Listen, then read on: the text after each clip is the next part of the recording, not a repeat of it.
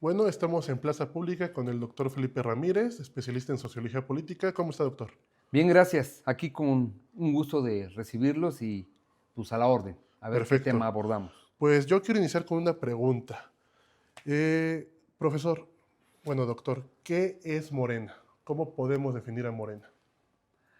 Morena, hoy en día todavía es una organización política en términos teóricos. Ok, Morena todavía no se puede considerar un partido político porque apenas está entrando en ese proceso de institucionalización. claro. O sea, Morena se está o se tiene que despegar del liderazgo de lo que representó Andrés Manuel López Obrador, su fundador. Por tanto, Morena tiene que transitar a la institucionalización. ¿Y qué quiere decir esto? No debe depender el partido de las personas. Un partido que ya está institucionalizado funciona por sí mismo, no por los liderazgos que están alrededor, liderazgos fuertes que están alrededor de él. Entonces, Morena está transitando a ser un partido político. Aún todavía no lo es. Ahora, con las últimas elecciones del 2 de junio, pues Morena está transitando también a ser un partido dominante. ¿Hegemónico? No, está en el dominio. Lo que Giovanni Sartori habla como un partido predominante. Pero si Morena gana otra vez por amplia mayoría en 2027 la Cámara de Diputados, la Cámara de Senadores, se podría decir que ya es un partido hegemónico. ¿Se puede ser un partido hegemónico en un sistema democrático? Sí. Y ahí, por ejemplo, Giovanni Sartori, que es el teórico del partido hegemónico en México y en Polonia, él argumentaba que tanto la hegemonía de un partido como el predominio hacia un partido dominante están en los sistemas autoritarios en el mundo. Entonces, en ese sentido, México es la excepción. Morena se puede convertir en un partido hegemónico, pero dentro de una democracia electoral. Por tanto, la tipología de Giovanni Sartori ya es irrelevante. Fue superada en México. Muy distinto es un partido hegemónico a un partido único. En México no ha existido partido único. El PRI fue un partido hegemónico, ojo, pero en el autoritarismo, no en la democracia electoral. Y otro dato más, el PRI desde su fundación fue fundado desde el poder, o sea, desde el gobierno. Y Morena fue fundado desde la sociedad civil De oposición, además. y de oposición. El PRI fue fundado desde el poder, con Plutarco Elías Calles y todos los que triunfaron en la revolución. Entonces, Morena puede transitar, uno, a consolidarse en un partido hegemónico, pero también tiene que transitar a llevar a cabo un proceso de institucionalización como partido político. Esas son las dos vertientes a las que puede ir Morena hoy en día. Ok. Institucionalización como partido político. Usted habla de que hay múltiples liderazgos. Los tenemos identificados. ¿Pero ustedes cuáles son? Dentro de Morena, Claro. bueno, pues hay grupos muy bien demarcados. Está el grupo de Andrés Manuel López Obrador, que se llaman obradoristas. Está el otro grupo de los Monreal, Claro. que quieren, o sea, ellos vienen también del PRI. Está el otro grupo de Adán Augusto. Bueno, Adán Augusto viene también con Andrés Manuel, es de su grupo, pero sí quiere como en cierta forma como obtener cierta autonomía o margen de acción dentro de la organización. Y bueno, y está el otro grupo de los inconformes, o sea, los miembros fundadores de Morena que han sido relegados y desplazados por la cúpula del partido que lo domina. ¿Cómo lo domina? Ocupando cargos directivos dentro del partido y ocupando los cargos de elección en la organización. Claro. Sheinbaum, ¿en qué grupo entraría? ¿En el grupo obradorista? ¿Ella misma, al ser presidenta, funda otra corriente? Sería, digamos, dar una determinación de qué grupo tiene porque es muy pronto. Pero a ver, por lo que se puede percibir, la actual presidenta viene del grupo de Andrés Manuel. Y también que él la dejó. O sea, ella fue dentro del partido, la abanderada y apoyada, y lo dijo abiertamente Andrés Manuel, no tuvo ninguna reserva para manifestarlo. Ella viene dentro del grupo obradorista. Ahora, ¿cómo va a lidiar con los demás grupos? Habrá que ver. Vemos que ya ha tenido roces muy evidentes con, por ejemplo, Ricardo Monreal, pasadamente, o con Adán Augusto en la Cámara de Senadores con la selección de Rosario Ibarra como comisionada de Derechos Humanos. Exactamente. Y Rosario Ibarra de Piedra, ¿no? Claro, La hija. la hija. En ese sentido, el reto son los múltiples liderazgos. ¿Alrededor de qué liderazgo ocupa Morena permanecer para poder institucionalizarse? ¿Alrededor del liderazgo de la presidenta o de la presidenta del partido, Luisa María Alcalde? Yo creo que de la presidenta del partido. De Luisa María. Porque, claro, la presidenta actual pues, sí tiene injerencia dentro del partido, pero estaría dependiendo otra vez de las personas. Si realmente Morena quiere llevar a cabo ese proceso de institucionalización y un proceso de democratización interna. Para que Morena se pueda institucionalizar, se necesita democratizar también. Internamente los procesos. Claro, un proceso de democratización interna que no han querido hacer. En ese sentido, ¿qué le ha faltado a Morena? Esa capacidad de autocrítica. A mi consideración, Morena no ha sido lo suficientemente autocrítico para poder tomar el timón y la dirección correcta del partido. ¿A qué me refiero? Ha desplazado a las bases, a los cuadros originales que fundaron el partido y les ha dado los puestos a expriistas, experredistas y hasta ahora del Partido Verde. Panistas también, ¿no? Los yunes. En menor medida, pero sobre todo a expriistas. Y creo que ese es uno de los defectos y errores que ha tenido Morena. Vamos, el enemigo de Morena realmente no está afuera. O sea, no es ni el PRI ni el PAN los que son leales a esos partidos. No. Lo que yo creo es que los enemigos de Morena están adentro ya del partido, en su estructura y ocupando cargos de elección popular. Democratización y autocrítica son las cosas que le hacen falta a Morena. Sí, por supuesto. ¿Qué otros? Eso en el partido. Dentro del partido. ¿En el gobierno? En el gobierno, Morena como gobierno. Yo creo que son dos los grandes problemas nacionales más apremiantes que tiene Morena y que tiene que resolver de inmediato. ¿Cuáles son? Uno es el crimen organizado y los cárteles de la droga, y otro es el Sistema Nacional de Salud. Desde luego, hay más sistemas de impartición de justicia, vivienda, generar empleos, etc. Pero si Morena realmente quiere seguir trascendiendo y transitar a un partido hegemónico, porque eso es lo que pretenden, tiene que resolver estos dos grandes problemas nacionales. Son dos retos monumentales. El crimen organizado tiene que regresar a los ciudadanos la seguridad y la propiedad. Es insostenible. Esto ya salió de control. Esa política de la anterior presidente de abrazos y no balazos es un rotundo fracaso. Por supuesto que no funcionó en lo más mínimo. Hoy tiene el control de estados, plazas, el crimen organizado. Y esa es una necesidad imperiante. Y yo no veo otra posibilidad que no sea con el Ejército, la Guardia Nacional y la Marina. Y grupos de inteligencia, Son los únicos. Son los únicos que pueden meter en control al crimen organizado. Las únicas instituciones de responder. Exactamente. Claro. ¿Quién más? ¿La sociedad? Pues no. No lo va a hacer porque la sociedad no está armada y no tiene recursos para poder hacer frente. Ellos sí. El otro problema, la salud.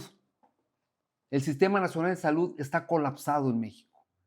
Ni el IMSS ni el Bienestar tienen la capacidad para atender a tantos millones de afiliados. Por ejemplo, el IMSS tiene más de 60 millones de afiliados. Entonces, la inversión que tendrá que hacer el actual gobierno será en seguridad y en salud pública. En salud pública, más infraestructura, y más capital humano. ¿Qué quiere decir? Más hospitales, más clínicas, más médicos, más enfermeras y más especialistas. Yo creo que si Morena lleva a cabo estas dos tareas, estos dos grandes deficiencias que ha tenido el anterior gobierno y que se lo hereda podrá mantener la legitimidad de esos 30 millones de electores que el pasado 2 de junio votaron por la marea guinda, por el tsunami guinda que representa a Morena el día de hoy. En relación con sus aliados, hablamos en este caso del PT y el Partido Verde. ¿También hay retos ahí? ¿Tendría que empezar a distanciarse de ellos, fortalecer la alianza? Porque hay impresentables en ambos partidos. Por supuesto, hay personajes indeseables. Pero aquí hay una cuestión que Morena necesita de ellos. O sea, es, vamos a decirlo así, un mal necesario. ¿Por qué? Porque Morena la estrategia que está ocupando es ceder espacios para obtener mayor número de diputados. Me explico. La Constitución y la ley electoral no permiten a cualquier partido político tener más de 300 diputados por ambos principios. Digamos que es una barrera. Una barrera legal. Y por eso es que Morena tiene que negociar con el PT y con el Verde para poder ceder esos espacios y que tengan más acceso a la representación proporcional y obtener así el mayor número de diputados y senadores para obtener una mayoría calificada en ambas cámaras. A lo que han llamado mucho, y si es mucha crítica, la subrepresentación o sobrerepresentación. Claro, porque lo necesita. Morena, si fuera por sí solo a la elección, únicamente podría obtener 300. Y con sus otros dos aliados obtiene más de 350, que es la mayoría calificada que necesita en la Cámara de Diputados. Ese mismo caso se repite en la de senadores. Claro. Pero bueno, es que ahí tú puedes comparar, por ejemplo, cuántos senadores entraron por la alianza Morena, PT y Verde y cuántos entraron por el PRI y el PAN. Lo que pasa es que aquí el PRI y el PAN se ven más favorecidos por el sistema de elección de senadores. La primera minoría fue un regalo para el PRI y para el PAN. Claro. Porque sin ganar mayoría entró el segundo perdedor. Entonces, en el Senado es por eso que Morena y sus aliados se quedan cortos, por la primera minoría que entró en los 32 estados. O sea, vamos, gana Morena los 32 de mayoría, pero en todos entra la primera minoría de la oposición, que fue del PRI y del PAN, y el PRD extinto hoy en día. Habla de la oposición y hace unos momentos hablaba de democracia electoral, ¿no? Como democracia procedimental, de procedimientos electorales. ¿Cómo afecta a la democracia la desaparición, bueno, no desaparición, sino la reforma al Poder Judicial, por ejemplo? Muchos hablan que sin controles constitucionales no se puede tener democracia. Hay otros que dicen que no es necesario tener controles constitucionales para poder tener democracia. Y otros van un poco más allá y dicen que estamos en una democracia iliberal, que abandonamos el formato liberal. ¿Usted qué opina? Que si la Suprema Corte, magistrados y jueces van a ser electos por voto popular, a mi parecer, eso no garantiza una solución, o el buen funcionamiento de esas instituciones. En México, la Suprema Corte en el siglo XIX ya fue electa por voto popular, que es lo que no se ha abordado, por ejemplo, un tema que no se ha traído a colación en la época actual. Pero el voto en ese entonces era indirecto. El hecho que los jueces sean electos por voto popular no garantiza su desempeño bueno o malo. Simplemente garantiza que los que llegan van a tener legitimidad. Eso sí lo garantiza, pero su desempeño creo que es otra cosa. Todavía no sale bien esa reforma, no se ha consolidado, pero habrá que ver cómo va a ser el proceso de elección. Se habla de un sorteo de insaculación, se habla de muchas cosas. Lo cierto es que sí había que quitarle privilegios al Poder Judicial.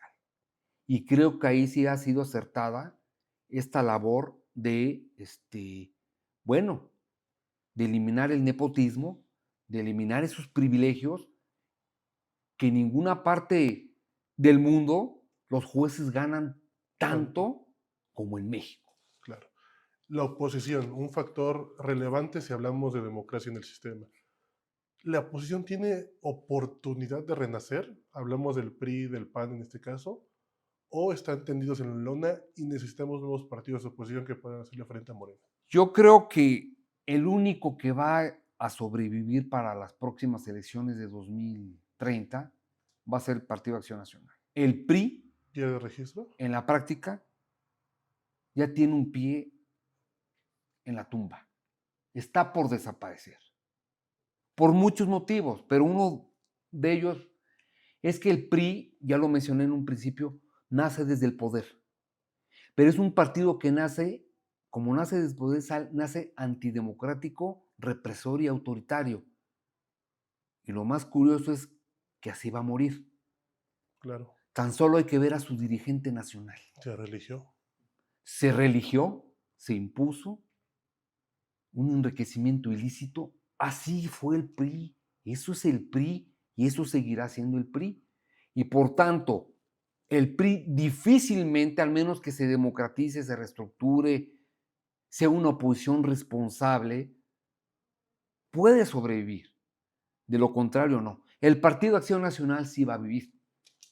Porque el Partido Acción Nacional fue históricamente el partido de oposición al PRI.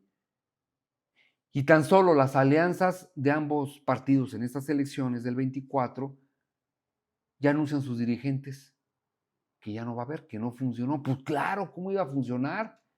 El PRD pide el registro por eso, por no respetar, por no sus principios, como un partido de izquierda. ¿Qué hacía el PRD unido al PAN, que es un partido de derecha? ¿Cómo se mezcla el agua y el aceite? Eso es muy difícil. Habla de respetar los principios. Un dirigente nacional, o el nuevo dirigente nacional, más bien Jorge Romero, ¿es un ejemplo de principios del PAN? Bueno, él es del PAN, no viene de otro partido. Hasta lo que yo sé es un dirigente joven, pero pues tendría que respetar sus principios. Y respetar sus principios es no hacer alianza con la izquierda. Ahora, ¿qué otra debilidad ha tenido la oposición? Que la oposición, que fue PRI, PAN, PRD, no pudieron articular un proyecto político de nación. Se dedicaron a descalificar sin fundamento, se dedicaron a criticar todo lo bueno o malo que hacía Morena como gobierno y nunca se preocupó por construir una propuesta alternativa a lo que se hizo Morena.